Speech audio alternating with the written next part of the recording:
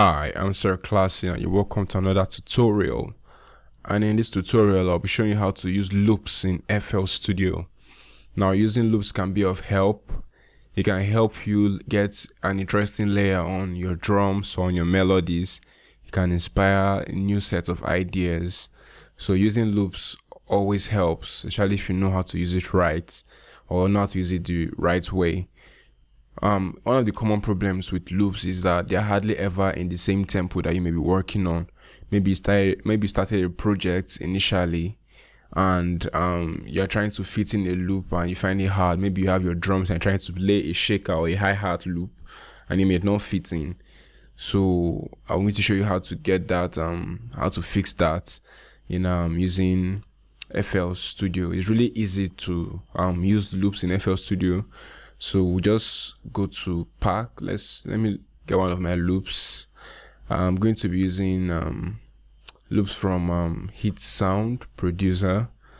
He makes really good loops. I have some loops from him, but I'm going to use one of his free loops from the charity pack. So I'll go to percussions, Afro Essential charity pack. So I'll go to drum loops. So I'll look for the drum loops that I like.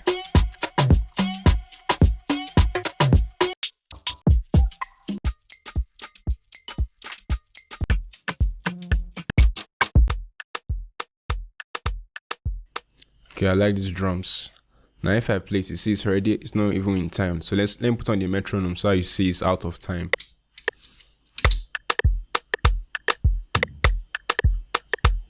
You can see it's not perfectly there yet. So what you do to fix this, there are many ways to do this. The common way is you do this, then you right click your time and then you click 2 bars. You listen to it. And now that sounds too slow, so you take it to 1 bar. You see?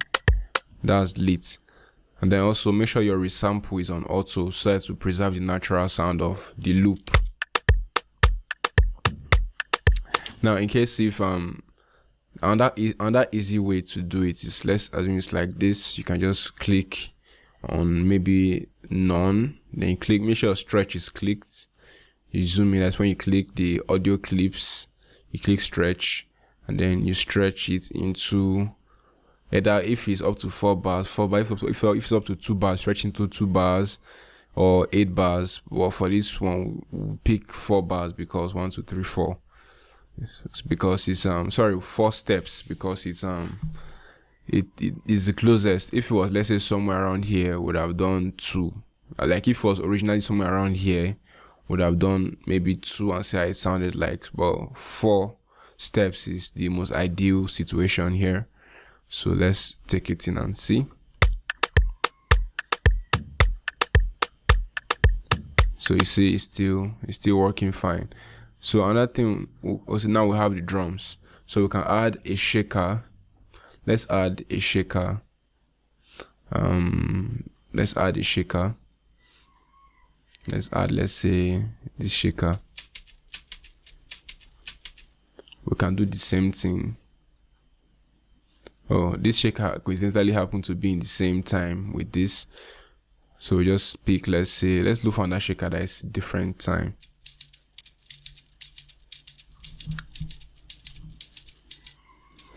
So we'll pick this, then we'll right click, we'll click 2 bars.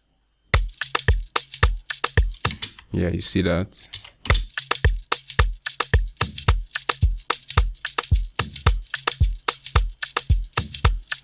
There are no spills. Make sure all is locked within the tick line. There should be no spills. So let's add a melody loop.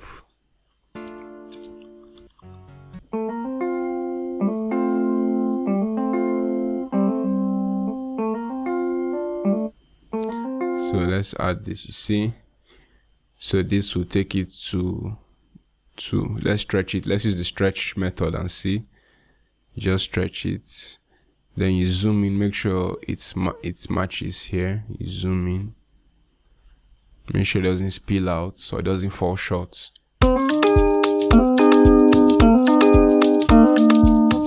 You click auto. Don't forget your auto to preserve the natural sound.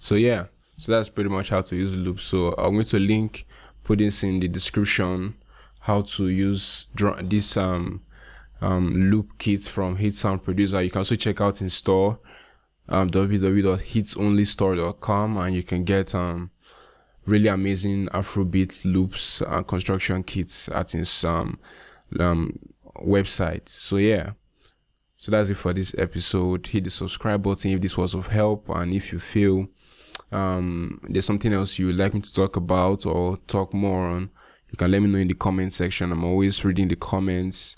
Hit the thumbs up button, and of course subscribe and share with your friends. Yeah, I hope this helps overall. It's your boy Sir Classy. Cheers.